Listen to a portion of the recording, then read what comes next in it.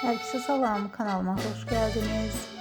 TRT1 ekranlarının sevilen serialından olan Taşacak Bu Deniz serialının kamera arkasından yepyeni görüntüler geldi.